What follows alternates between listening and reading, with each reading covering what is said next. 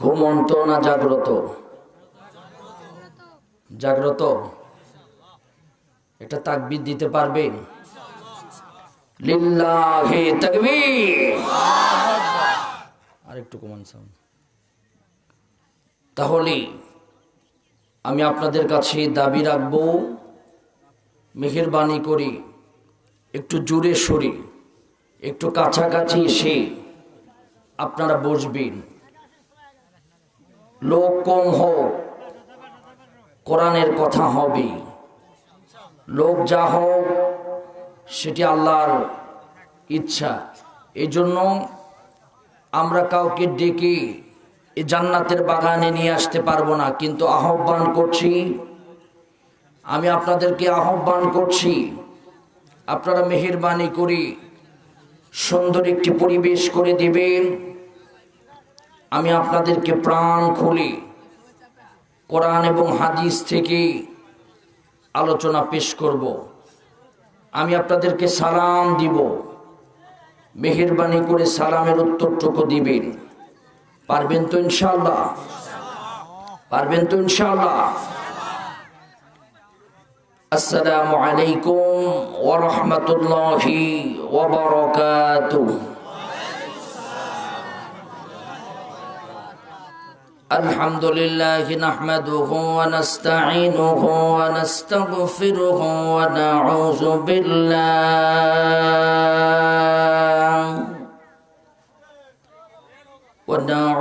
বিল্লাহি মিন শুরুরি আনফুসিনা ওয়া মিন সাইয়্যাতি আ'মালিনা।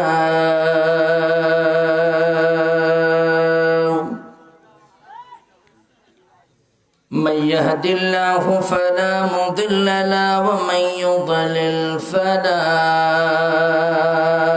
هادي له.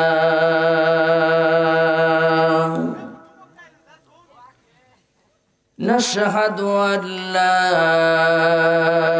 إله إلا الله وحده لا شريك له، ونشهد أن سيدنا إمامنا قدوتنا حبيبنا وطبيب قلوبنا محمد الذي أرسله بالحق بشيرا ونذيرا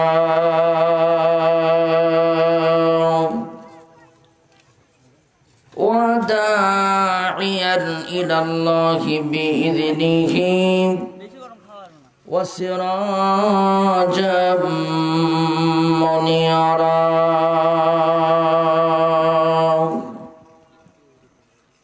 فقد قال الله تعالى في كلامه المجيد وفرقانه الحميد: أعوذ بالله من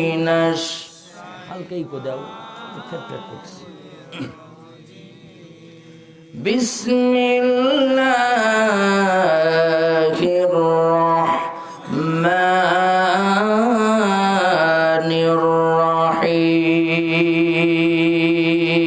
الرحيم.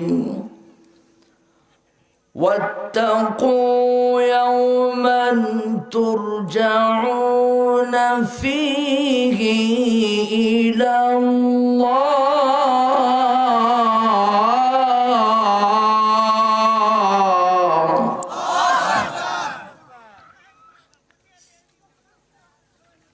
واتقوا يوما ترجعون فيه إلى الله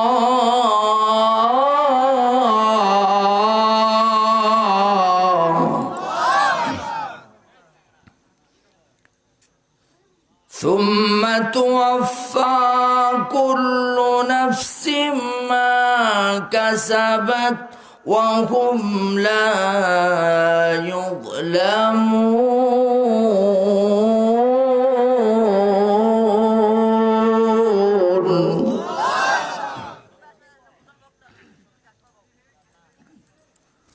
ثم توفى كل نفس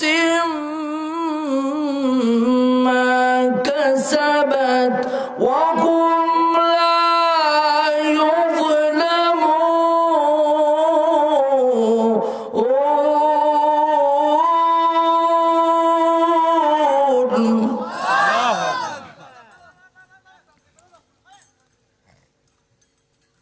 الله أكبر ولله الحمد بسم الله الرحمن الرحيم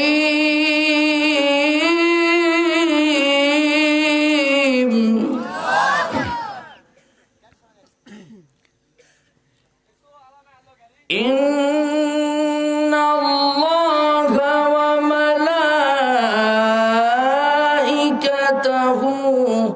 يصلون على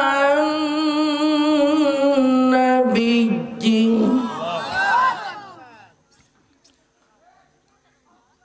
يا أيها الذين آمنوا صلوا عليه وسلموا تسليما اللهم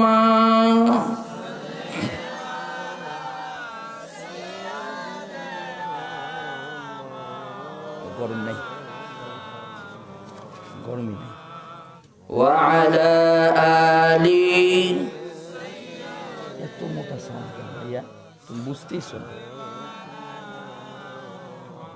মুমিন নবীর ভালোবাসা কি আপনাদের কলিজায় আছে? যদি নবীর ভালোবাসা থাকে প্রাণ উজাড় করে দি, একটি কণ্ঠ বন্ধ থাকবে না, প্রত্যেকটা কণ্ঠ থেকে আওয়াজ ভেসে আসবে। জবান ছেড়ে আমরা একসঙ্গে পড়ছি আল্লাহুম্মা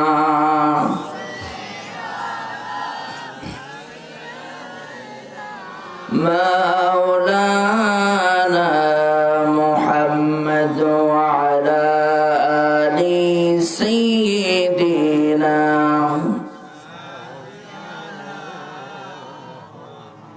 হাবিবে খোদা তিনি নবী কমলিওয়ালা তারি ছোঁয়াতে আজো দুনিয়া উজালা তারি বিরহে দু চোখ তারি বিরহে দু চোখ অশ্রু ঝরা যে ফুল যোগ যুগান্তরে খুশবু ছড়ায় আল্লাহুম্মা। কি বাড়ালাম আমাকে বলো, নাম বলো, কি বাড়াইছি, কি বাড়ালা, নামটা বলো। চিকন কি, ওটা নাম কি? বেশ কমাও, রিভাব লেখা আছে দেখো, সেটা বাড়াও, এখানে লেখা আছে মিক্সার বাড়াও। وعلى آل سيدنا আস্তে আস্তে ঘুরাও। चीना रब हमारा हिंदुस्तान हमारा मुस्लिम है हम उतन है शरा जगन हमारा बलगल उलाबी कमालिही बेस कमाई दाओ। حسنت جميع খিসালিহি সাল্লু লা ইলাহা সবাই লা ইলাহা। এখানে মাইক লাগাইছো, পুরাও হালকা সাইড করে দাও, একটু সাইড করো, এটা বাড়ি মারার কারণে তোমার সাউন্ডটা তুলতে পারতেছে না, একটু সাইড। লা ইলাহা সবাই জবান ছেড়ে লা ইলাহা, জোরে লা ইলাহা, আরো জোরে লা ইলাহা। লা ইলাহা ইল্লাল্লাহ, লা ইলাহা ইল্লাল্লাহ, ইল্লাল্লাহ ইল্লাল্লাহ, লা ইলাহা লা ইলাহা। একসঙ্গে লা ইলাহা লা ইলাহা ইল্লাল্লাহ, লা ইলাহা ইল্লাল্লাহ, ইল্লাল্লাহ ইল্লাল্লাহ, লা ইলাহা লা ইলাহা। ভাইয়া বহু দূরে মদিনা, আমি কেমনি যাব জানি না। দয়ার আল্লাহ দয়া কর, দয়ার মাওলা দয়া কর, নসিব কর মদিনা। লা ইলাহা লা ইলাহা সবাই লা ইলাহা। হাজারো ব্যথা বেদনার পরে ফিরে আসনি তুমি আপন ঘরে। দিনের আলো তুমি ছড়িয়ে দিতে চলে গেলে মদিনায় মক্কা ছেড়ে। হে রাসূল তোমাকে ভুলি আমি কেমন করে। হে রাসূল তোমাকে ভুলি আমি কেমন করে। খেয়ে না খেয়ে দিন প্রচারের কাজে নিজেকে দিয়েছ বিলিয়ে। তায়েফের কাফেরেরা চিনল না এ আলো, দুষ্ট ছেলেদের পিছু দিল লেলিয়ে। পাথরের আঘাতে ক্ষত বিক্ষত হয়ে সারা শরীর থেকে রক্ত ঝরে। হে রাসূল তোমাকে ভুলি আমি কেমন করে। হে রাসূল তোমাকে ভুলি আমি কেমন করে। হেরার গুহায় তোমার ধ্যান, আসমান থেকে নামে আল কোরআন। আল্লাহু আকবার। হেরার গুহায় তোমার ধ্যান, আসমান থেকে নামে আল কোরআন। ভাঙলো সবার ভুল তোমার পরে, আসলো কোরআনের ছায়া তলে। হে রাসূল তোমাকে ভুলি আমি কেমন করে। হে রাসূল তোমাকে ভুলি আমি কেমন করে।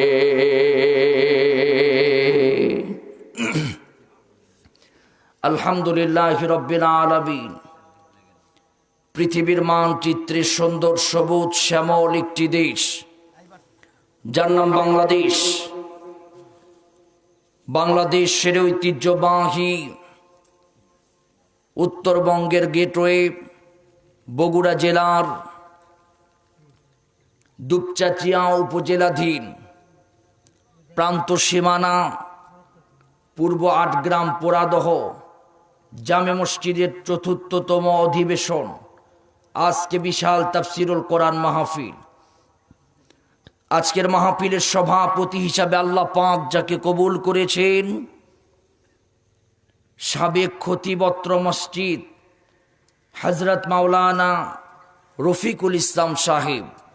আল্লাহর কাছে দোয়া করছি আল্লাহ পাক তার নেক হায়াত দারাজ করুন। আওয়াজ তুলে বলেন আমিন, আরো জোরে বলেন আমিন।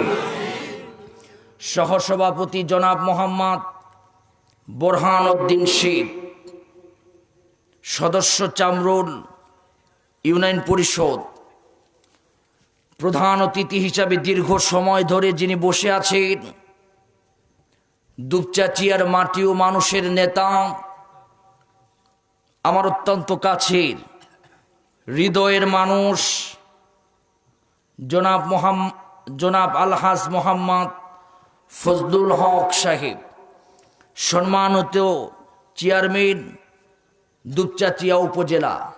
আল্লাহর কাছে দোয়া করছি আল্লাহ পাক সম্মানিত প্রধান অতিথির নেক হায়াত বাড়িয়ে দিন।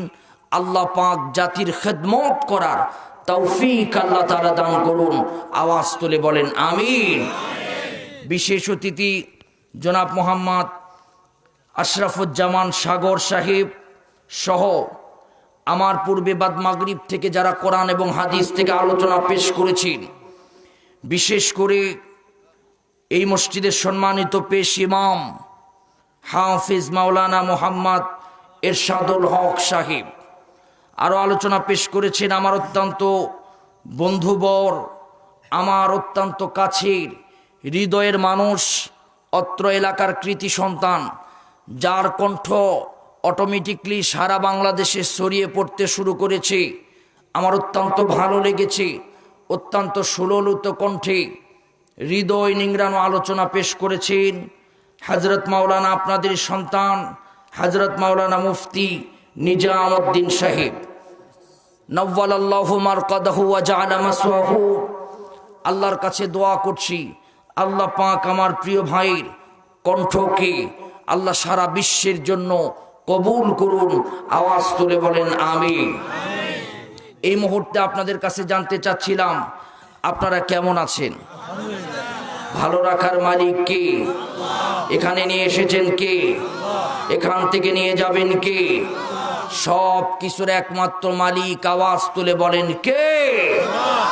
যে আল্লাহ পাক আমাদেরকে সুন্দর আয়োজনে কনকনে শীতের ভিতরে এই অল্প স্বল্প জায়গাতে জান্নাতের বাগানে জান্নাতি সামিয়ানার নিচে যে আল্লাহ পাক আমাদেরকে কবুল করেছেন, একটু আওয়াজ তুলে বলুন তো আমরা খুশি না বেজার?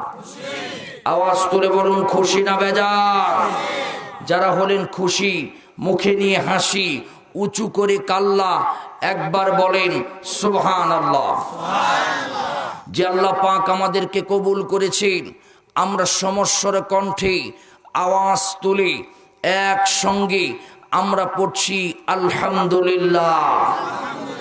আর একটু জোরে পড়ছি আলহামদুলিল্লাহ। দরুদ সালাম পেশ করছি মানবতার একমাত্র শিক্ষক, মানবতার একমাত্র কান্ডারি, একমাত্র পথ প্রদর্শক মুহাম্মাদুর রাসূলুল্লাহ সাল্লাল্লাহু আলাইহি ওয়াসাল্লাম। ও রাতের বাতাস, তুমি যখন বইতে বইতে সোনার মদিনায় চলে যাবে, আমাদের দরুদ সালামটুকু রাসূলের রওজা মোবারকে পৌঁছায়া দিন। জোরে বলেন আমিন, আরো জোরে বলেন আমিন। আমাকে দেখার পর অনেকে চিন্তা করতেছে এটাই প্রধান বক্তা, এতই চ্যাংড়া, এতই ছোট। আমি যখন ভাত খাচ্ছিলাম, খাবার খাচ্ছিলাম, একজন বলতেছে ওটাই কি প্রধান বক্তা?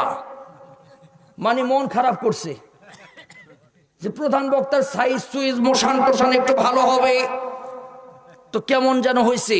স্বাভাবিক, কারণ আমার তো মোশানও নাই, সাইজও নাই, চেহারাও নাই, কিচ্ছু নাই। তবে আমার ভাষায় একটি ডায়লগ দিয়ে আপনাদেরকে আলোচনা শুরু করব। দেশের অবস্থা করুন, বক্তারও দরকার তরুণ, কথা বলেন ঠিক কি না? এই জন্য আপনাদেরকে বলবো, বিড়াল লাল না কালো দেখার বড় বিষয় নাই, দেখতে হবে বিড়াল ইঁদুর ধরতে পারে কেমন, দেখার বড় বিষয়। বক্তার সাইজ কেমন, চেহারা কেমন, টুপি কেমন, এগুলো দেখার টাইম নাই। দেখতে হবে বক্তা কোরআন এবং হাদিস থেকে হক কথা বলতে পারে কেমন, দেখার বড় বিষয়। আওয়াজ তুলে বলেন ঠিক কি না? বিশ্বনবী মুহাম্মদুর রাসূলুল্লাহ সাল্লাল্লাহু আলাইহি ওয়াসাল্লাম বলেছে, আফদালু জিহাদু মান কানা কালিমাতু হাক্কিন ইনদা সুলতানিন জাইরিন। বেঈমানের সামনে দাঁড়িয়ে কোরআনের হক কথা বলা বর্তমান আলেমদের জন্য ফরজ, ফরজ, ফরজ, ফরজ এবং ফরজ। এই জন্য আমি যখন বাড়ি থেকে বের হলাম, আমার স্ত্রী আমাকে বলছে কোথায় যাবেন? বললাম দুপচাচি আর পোড়াদহ মাহফিল করতে যাব। আমার স্ত্রী আমার দিকে তাকায়া ফেলপাল করে হাসি দিয়ে বলছে একটু দেইখা শুই না কথা বললেন। স্ত্রীকে ডাক দিয়ে বললাম, বউ তুমি তো নেই, দেখবো কারে? বলেন তো, নিজের স্ত্রী বাদ দিয়া অন্য কারো বউ দেখা কি জায়েজ আছে ভাই? একটু আওয়াজ তুলে বলেন জায়েজ আছে ভাই? আমি আমার স্ত্রীর কপালে একটা চুম্বন দিলাম, কাছে নিলাম, ডেকে আদর করে দিয়ে বললাম, স্ত্রীর জীবনের শেষ মাহফিল আমার হতে পারে আজকে, জীবনের শেষ ওয়াজ আজকে হতে পারে। জীবনের 10টি বছর কোরআনের খেদমত করেছি, বহু দেখেছি, দেখার টাইম না এখন। যা আছে কপালে হবে কাল সকালে, মার হবে, সাউন্ড হবে না, কথা বলেন ঠিক কি না? কিছু কথা হবে প্যান্ডেলে, কিছু কথা হবে অ্যাঙ্গেলে, কথা বলেন ঠিক কি না? আমার মায়ের মাথায় হাত দিয়ে শপথ করেছি, মা দরকার হলে রক্ত দিব, দরকার হলে জীবন দিব, তারপরে কোনো বাতিল বেঈমানের কাছে আল্লাহর কোরআনের একটি আয়াত বিক্রি করব না, গোপন করব না, করব না, করব না, করব না। কারা কোরআনের হক কথা শুনতে রাজি আছেন? দুহাত তুলে আমার আল্লাহকে দেখায়া দেন। একটা তাকবীর দিতে পারবেন না? সর্বোচ্চ একটা তাকবীর দেন তো দেখি, একজন তাকবীর ধরেন তো দেখি। এই ঠান্ডা গরম হোক, আরে মাইক লাগবে না, আপনি এমনি বসান। লিল্লাহে তাকবীর, লিল্লাহে তাকবীর, আল কোরআনের আলো। একটু পরিবেশটা গরম করে নিলাম, মোটামুটি বাতাস আসতেছে, একটু বাতাস আসতেছে, এই জন্য একটু পরিবেশটা গরম করে নিলাম। তাই বলে মনে করেন না যে আমি কোনো দলীয় এজেন্ডা নিয়ে আপনাদের সামনে এসেছি। আমি কোনো দলীয় কথা বলবো না, কারণ এখানে সব দলের লোক আছে না নাই? একটু কথা বলেন আছে না নাই? কে বলেছে বঙ্গবন্ধু নাই? বঙ্গবন্ধু সারা বাংলা নাই। এই দলের লোক আছে না নাই? আরো জোরে বলেন আছে না নাই? সারা বাংলার ধানের শীষে জিয়া তুমি আছো মিশে, এই দলের লোক আছে না নাই? ৬৮,০০০ গ্রাম বাঁচলে বাংলা বাঁচবে, পল্লী চাচা, এরশাদ চাচা, এই দলের লোক আছে। সৃষ্টি যার, হুকুম চলবে তার, ইনিল হুকম ইল্লা লিল্লাহ আলা লাহুল খালকু ওয়াল আমরু, এই দলের লোক আছে। দুনিয়ার মজদুর এক হও, এক হও, এই দলের লোক আছে। খাজা বাবা ফরিদপুরি, এই দলের লোক আছে। জাসদের মন্ত্র, সমাজতন্ত্র, এই দলের লোক আছে। তাহলে আজকে কোনো দলীয় কথা হবে না, আজকে কথা হবে হাযা কিতাবুন আনজালনাহু মুবারাকুন ফাত্তাবিউহু ওয়াত্তাকু লাআল্লাকুম তুরহামুন। যেই কোরআন আমাকে রহমত দিবে, যেই কোরআন আমাকে শান্তি দিবে, যেই কোরআন আমাকে জান্নাতে নিয়ে যাবে, সেই কোরআন থেকে আজকে কথা হবে। কারণ বিশ্বনবী মুহাম্মদুর রাসূলুল্লাহ সাল্লাল্লাহু আলাইহি ওয়াসাল্লাম বলেছে, মান ক্বালা বিহি সাদাকা, কোরআন দিয়ে যে কথা বলবে সে যেন সত্য কথা বলল। ওয়ামান আমিলা বিহি উজিরা, কোরআন দিয়ে যে আমল করলো সে যেন সত্য আমল করলো। ওয়ামান হাকামা বিহি আদালা, কোরআন দিয়ে যে আদালত কায়েম করলো সে যেন সত্য আদালত কায়েম করলো। তাই আজকে আমি আপনাদের মাঝে গভীর রাত বেশি লম্বা চড়া আলোচনা করব না। আমি একটি আয়াতে কারিমা তেলাওয়াত করেছি সূরা আল বাকারার 281 নম্বর আয়াতে কারিমা। ছোট্ট একটি আয়াতে কারিমা থেকে আমি আপনাদেরকে যোগ উপযোগী কিছু কথা বলে আজকে আমরা সবাই একসঙ্গে আখিরি মোনাজাত দিয়ে বিদায় নিব জোরে বলেন ইনশাআল্লাহ। কোনো ভূমিকা নয়, ভূমিকার ভিতরে একটি কথাই বলতে চাই, সেটি হলো আমরা এমন একটি সময় কোরআনের আলোচনা করতে এবং শুনতে বসেছি যে সময় সারা পৃথিবীতে মুসলমান মার খায়। চেচনিয়ার মুসলমান মার খায়, বসনিয়ার মুসলমান মার খায়। আজকে সারা দুনিয়ার দিকে তাকায়া দেখেন মুসলমানেরা লাঞ্ছিত, অপমানিত, অপদস্থ। আজকে ফিলিস্তিনের দিকে তাকায় দেখেন, ওই ফিলিস্তিনের হামাসেরা স্বাধীনতা চেয়ে ইসরায়েল বাহিনীর উপরে হামলা করলো, তাদেরকে জঙ্গি বলে আজকে তাদেরকে রিমান্ডে নিয়ে মেরে আজকে ফিলিস্তিনের উপর হামলা করে সারা ফিলিস্তিনকে রক্তাক্ত করেছে। আজকে শিশুরা পর্যন্ত কাঁদছে, মা বোনেরা পর্যন্ত ওই ফিলিস্তিনের বুকে তাহাজ্জুদের নামাজে দাঁড়িয়ে দাঁড়িয়ে কাঁদছে, হাসপাতালের বেডে শুয়ে শুয়ে কাঁদছে। তারা চিৎকার মেরে বলছে ওয়ামা লাকুম লা তুকাতিলুনা ফি সাবিলিল্লাহি ওয়াল মুস্তাদআফিনা মিনার রিজালি ওয়ান নিসাই ওয়াল ওয়িলদান আল্লাযীনা ইয়াকুলুনা রাব্বানা আখরিজনা মিন হাযিহিল ক্বরিয়াতি যালিমি আহলুহা ওয়াজআল লানা মিন লাদুনকা ওয়ালিয়া ওয়াজআল লানা মিন লাদুনকা নাসীরা। তারা চিৎকার দিয়ে বলছে আল্লাহ তোমার সাহায্য কত দূর, আল্লাহ তুমি সাহায্য নাজিল করো। আল্লাহর সাহায্য, আল্লাহ বলছে মাতা নাসরুল্লাহ, আমি তোমাদেরকে সাহায্য নাজিল করব। ওই হামাস ও আমার ভাইয়েরা ইসরায়েলের মুসলমানেরা, আমার ভাইয়েরা ফিলিস্তিনের মুসলমানেরা ইসরায়েলের হায়দাদের কাছে সব দিয়েছে, কিন্তু ইমান বিক্রি করে নাই, ইমান বিক্রি করে নাই, ইমান বিক্রি করে নাই। আজকের মাহফিল থেকে আমরা শপথ নিব দুনিয়াতে সব কিছু বিসর্জন দিব, আমরা মুসলমান কারো কাছে ইমান বিক্রি করব? আরো জোরে বলেন করব? করব না। আসেন আমি এই আয়াতে কারিমা থেকে আলোচনা করব। এটা ডিসেম্বর মাস, এক সাগর রক্তের বিনিময়ে স্বাধীনতা পেয়েছি আমরা ডিসেম্বর মাসে। এই আগামীকাল শেষ হবে, তবে কিছু শেষ এমনি এমনি হবে না, কিছু ফটকা ফুটায়া 31st নাইট উদযাপন করে ডিসেম্বর মাস উদযাপন করবে। ইমান রক্ষা করার জন্য আজকে পুরাদহর মুসলমান কিছু কথা আপনাদের কাছে বলবো। আপনারা কি আমাকে একটু টাইম দিবেন? কারা কারা দিবেন না হাত তোলেন? দিবেন কারা কারা হাত তোলেন দেখি। হতে পারে জীবনের শেষ মাহফিল, আপনার আমার হাত তুলে একটু দেখতে চাই কারা কারা আমাদেরকে শেষ মোনাজাত পর্যন্ত আমরা থাকবো। আল্লাহ আমাদের আজকে এই মাহফিলকে তুমি কবুল আর মঞ্জুর করে নাও। জোরে বলেন, আওয়াজ তুলে বলেন আমিন। ভাইয়ারা আমার, আগামীকাল একটি রাত, সেটি হলো 12টা 1 মিনিট যখন হবে তখন 31st নাইট। মুরব্বীরা মনে করতেছে এটা আবার কি আলোচনা, একটু 2-4 মিনিট আমি আলোচনাটা করে নিই যুবকদের উদ্দেশ্যে, কারণ যুবকদের ঈমান নষ্ট হয়েছে। আগের মতো শান্তি এখন কি আমরা পাই ভাই? একটু হাত নাড়ায় বলেন তো, পাই ভাই? আগের মতো শান্তি তো আর এখন পাওয়া যায় না। মানুষ সব পাল্টে গেছে, পাল্টে নিত জামানা। হাই জামানা ঠিকই আছে, মানুষ সব পাল্টে গেছে, মানুষ পাল্টাইছে। 31st নাইটটা কি? 31st নাইট হচ্ছে ডিসেম্বরের 31 তারিখ। এই রাত্রি উদযাপন করে কিছু যুবকেরা। বেশ কিছু বছর হলো আমরা লক্ষ্য করতেছি বাংলাদেশের মাটিতে 31st নাইট উদযাপন হচ্ছে। 31st নাইট কোথায় থেকে আসলো?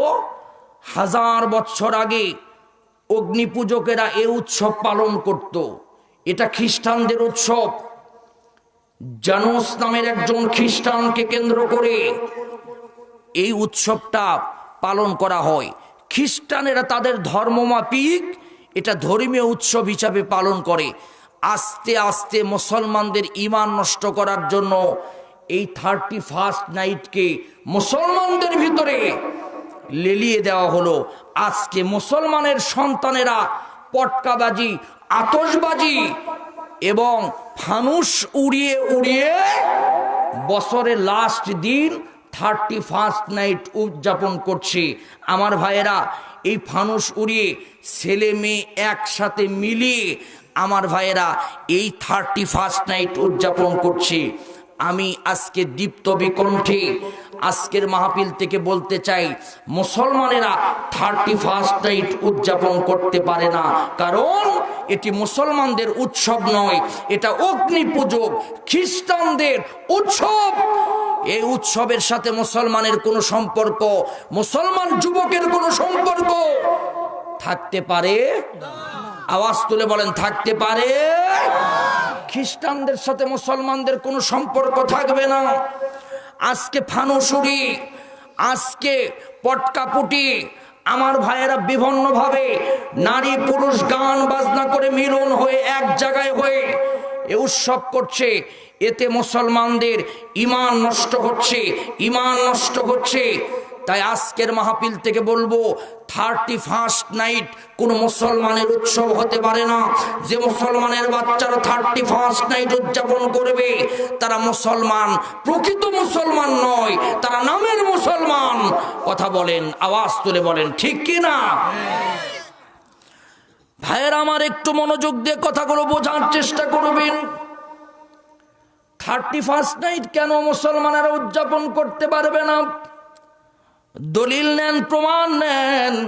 আল্লাহ পাক কোরআন কারীমের ভিতরে আল্লাহ পাক বলেছেন, লা ইয়াত্তাখিদিল মুমিনুনাল কাফিরিনা আউলিয়া মিন দুনিল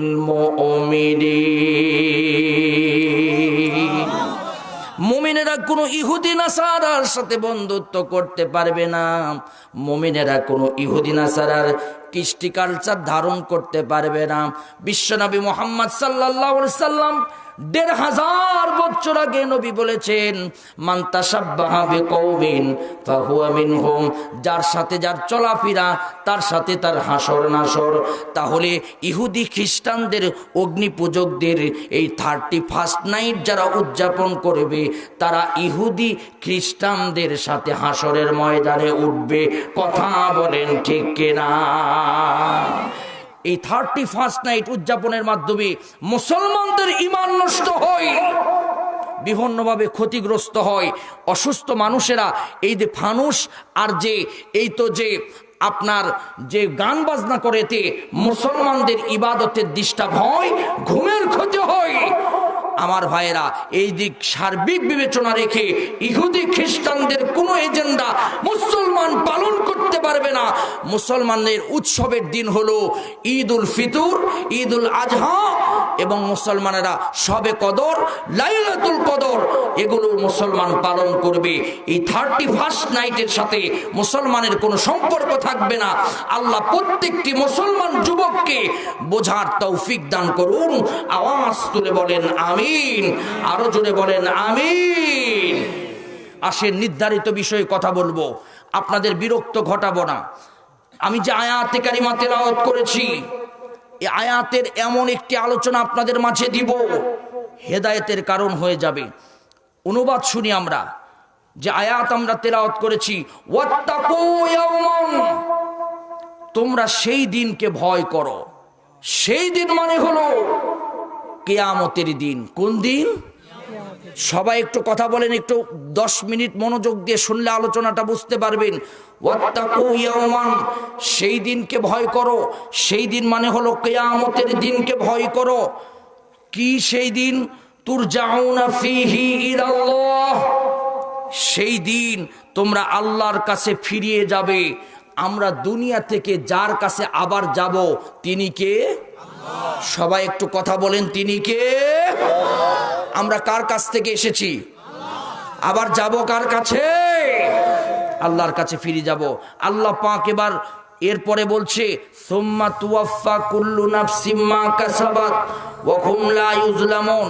আল্লাহ পাক বলেন ফিরে যাওয়ার পর ওই ব্যক্তির প্রত্যেকের যা পৃথিবীতে কৃতকর্ম করেছে, ভালো কাজ করেছে, খারাপ কাজ করেছে, এগুলোর হিসাব কিয়ামতের দিন সেদিন আল্লাহ দিবেন, এর প্রতিদান দিবেন।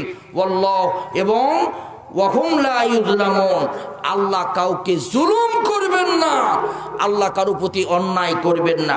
সরল অনুবাদিতি এই যে আয়াতে কারিমা তেলাওয়াত করেছি, পবিত্র কোরআনের সবচাইতে বড় সূরা, সূরা আল বাকারা। কোরআন শরীফে 286টি আয়াত রয়েছে, সবচাইতে বড় সূরা, সিরিয়ালে 2 নাম্বার সূরা। মোট রুকু হচ্ছে 40টি। মদিনার জীবনে অবতীর্ণ হয়েছে। যে আয়াত তেলাওয়াত করেছি এটি 3 নাম্বার পাড়ায় অবস্থিত। এই আয়াতের মোট অক্ষর হলো 54টি। এটি মাদানী সূরা। আসেন এবার আমি আপনাদেরকে বিস্তারিত কথা বলি, আমি আপনাদেরকে বিরক্ত করব না, এটিই বলেছি। যে সূরা আমি তেলাওয়াত করেছি সূরা আল বাকারা। বাকারা মানে হচ্ছে গাভী। কি সোজা বাংলা হচ্ছে গরু। সোজা বাংলা কি? গরু। এখন আপনি বলবেন হুজুর এত বড় একটা মাহফিল আপনি গরু মার্কা সূরা তেলাওয়াত করলেন, ব্যাপারটা কি? আবার কোরআন শরীফের 2 নাম্বার সূরা হচ্ছে সূরা আল বাকারা। আমার প্রিয় মুসলমান বন্ধুগণ, একান্ত আপনজনেরা আমার, আল্লাহ রাব্বুল আলামিন সূরা ফাতিহার পর সূরা আল বাকারাকে আল্লাহ পাক দিয়েছেন এই জন্য গরু মার্কা সূরা দিয়েছেন। কোন মানুষ যদি গরু মার্কা চরিত্র নিয়া, কোন মানুষ যদি অশান্ত চরিত্র নিয়া, কোন মানুষ যদি খারাপ চরিত্র নিয়া আল্লাহর কোরআনের মাহফিলে বসে যায় আর সূরা বাকারার আলোচনা শোনে আর সূরা নাস পর্যন্ত আমলের সিদ্ধান্ত নেয়, আল্লাহ রাব্বুল আলামিন খারাপ চরিত্র মার্কা চরিত্র নিয়ে যারা ঢুকবে আল্লাহর কোরআনের কাছে, মিনাল জিন্নাতি ওয়ান নাস, মানুষ হিসাবে বের হয়ে সে আল্লাহর জান্নাতে চলে যাবে। আমার প্রিয় মুসলমান বন্ধুগণ আমার, সূরা আল বাকারার ফজিলতের কথা আপনাদেরকে 2-4টা বলবো। বিশেষ ফজিলত হলো সূরা আল বাকারা কেউ যদি তেলাওয়াত করে আল্লাহ পাক তাকে রহমত দান করবেন, দুনিয়াতে রহমত দিবেন, আখিরাতেও আল্লাহ রহমত দিবেন। এরপরে আমার ভাইয়েরা, মুসলিম শরীফের বর্ণনা আবু উসামা রাদিয়াল্লাহু তাআলা থেকে বর্ণিত, তিনি বলেছেন রাসূল করিম সাল্লাল্লাহু আলাইহি সাল্লাম বলেছেন কোরআন কিয়ামতের দিন আমাদের জন্য সুপারিশের কারণ হবে। আর কোরআন সুপারিশ করবে তোমরা কোরআনের 2টা সূরা তেলাওয়াত করো। 1 নাম্বার হলো সূরা বাকারা, 2 নাম্বার হলো সূরা আল ইমরান। এই 2টা সূরা যখন তেলাওয়াত করবে কিয়ামতের ময়দানে, কঠিন মুসিবতের সময়, যেই দিন কেউ কাউকে চিনবে না, যেই দিন কেউ কাউকে চিনবে না, কেউ কারোর জন্য সুপারিশ করতে পারবে না, মাথার উপরে একদম মাথার উপরে সূর্য এসে আমাদেরকে তাপ দিবে, মাথার মগজগুলো গলে গলে যখন আমাদের পড়ে যাবে, সেই সময় আল্লাহর কোরআনের সূরা বাকারা আর সূরা ইমরান 2টা আলোর খণ্ড, 2টা ছায়ার খণ্ড হয়ে ওই মানুষের মাথায় আল্লাহ পাক আলোর ব্যবস্থা, ছায়ার ব্যবস্থা করে দিবেন। জোরে জোরে বলেন সুবহানাল্লাহ। যেদিন কেউ কাউকে সুপারিশ করতে পারবে না, এই কোরআনে কারিমের সূরা আল বাকারার আলোচনা শুনে যদি আখির মোনাজাত পর্যন্ত মোনাজাত দিতে পারেন, আল্লাহ পাকের নবী বলেন কিয়ামতের দিন সূরা আল বাকারা, সূরা আল ইমরান সেই ব্যক্তির পক্ষে আল্লাহর কাছে সাক্ষী দিয়ে দিয়ে আল্লাহ পাকের জান্নাতে তাকে নিয়ে যাবে। আমার ভাইয়েরা, শুধু তাই নয়, বিশ্বনবী মুহাম্মদ সাল্লাল্লাহু আলাইহি সাল্লাম বলেছে সূরা আল বাকারার ভিতরে এমন কিছু আয়াত আছে, এই আয়াতগুলো যদি কেউ তেলাওয়াত করে আল্লাহ পাক জান্নাতে যাওয়ার জন্য তার যথেষ্ট হয়ে যাবে। তার মধ্যে একটা আয়াত হলো আল্লাহু লা ইলাহা ইল্লা হুয়াল হাইয়ুল কাইয়ুম। জোরে কোন আল্লাহু আকবার। এই আয়াত যদি কেউ প্রত্যেক ফরজ নামাজের পর পরে, বিশ্বনবী বলেন মৃত্যুবরণ করবে, মৃত্যুবরণ করার সাথে সাথে এই আয়াতুল কুরসি পড়ার সাথে সাথে আল্লাহ রাব্বুল আলামিন ওই বান্দাকে আল্লাহ পাক জান্নাতের ভিতরে কবুল করে নেবে। শুধু তাই নয় আমার ভাইয়েরা, বিশ্বনবী বলেন সূরা আল বাকারার শেষের কিছু আয়াত আছে, 2টা আয়াত আছে, কেউ যদি পড়ে আল্লাহ পাক তার জীবনের আশাগুলো কবুল করে নেবেন। মা সে আয়াত হলো আমানার রাসূলু বিমা উনজিলা ইলাইহি মির রাব্বিহি ওয়াল মুমিনুন। আমার ভাইয়েরা, অনেকগুলো ফজিলতের কথা বলা যাবে, আর লাস্ট ফজিলতের কথা বলি। বিশ্বনবী বলেছেন কেউ যদি সূরা আল বাকারা তেলাওয়াত করে, এই সূরা আল বাকারার উপরে আমল করে, সূরা আল বাকারার আলোচনা শুনে চোখ দিয়ে পানি ঝরে ঝরে যদি আল্লাহর কাছে তওবা করতে পারে, সূরা আল বাকারা কিয়ামতের ময়দানে জোরালো সুপারিশ করে ওই বান্দাকে আল্লাহর জান্নাতে নিয়ে যাবে। ভাইয়ের আমার, তাহলে আসেন আর আমি দেরি করব না। ওয়াত্তাকু ইয়াওমান তুরজাউনা ফীহি ইলাল্লাহ।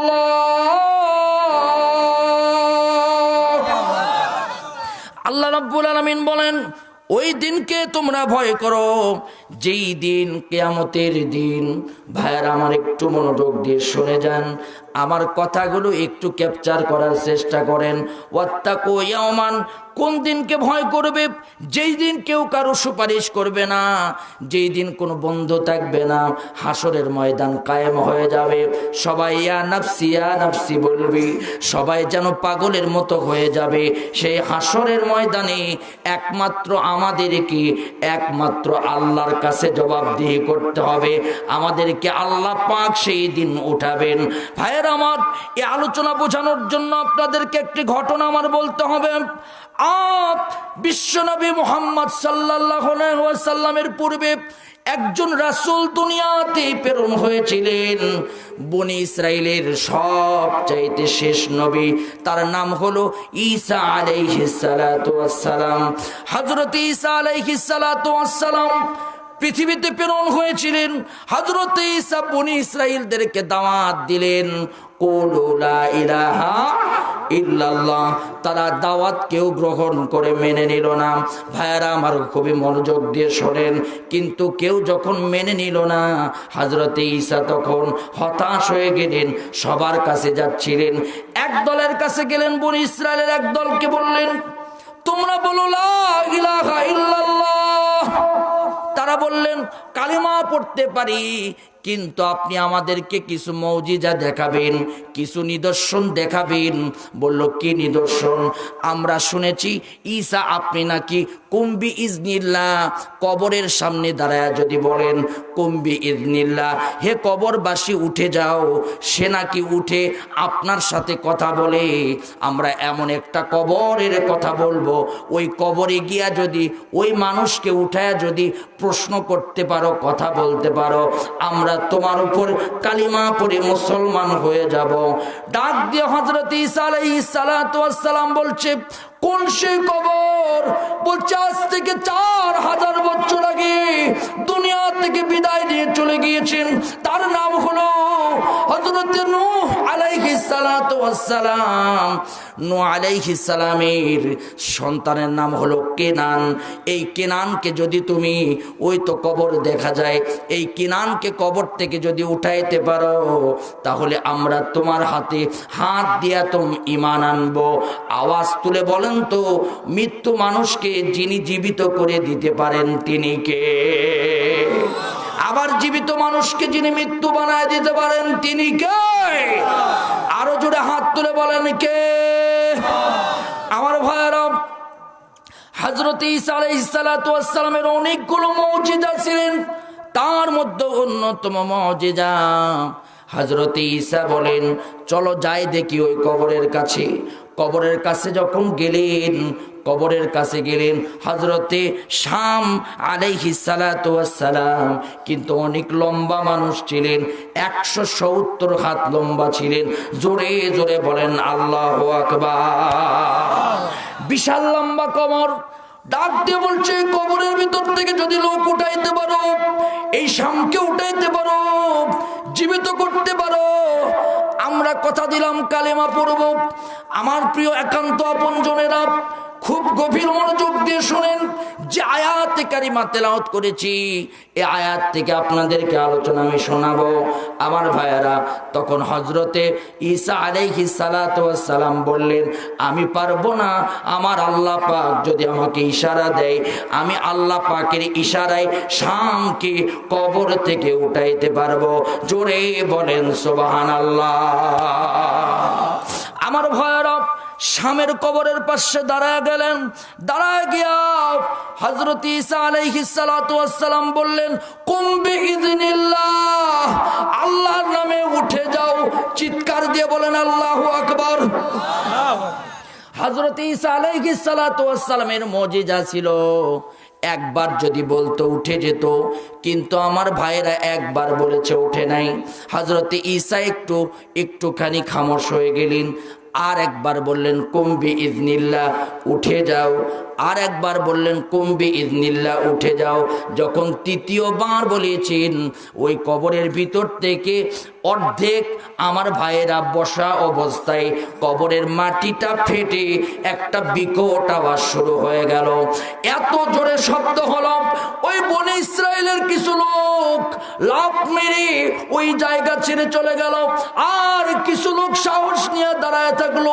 হযরত ঈসা কবরের পাশে দাঁড়ায় কুম বিইذনিল্লাহ যখন বলেছে, একটা লোক ওই কবরের ভিতর থেকে শাম, হযরতে নূহ আলাইহিস সালাতু ওয়াস সালামের ছেলে শাম বসে গেল।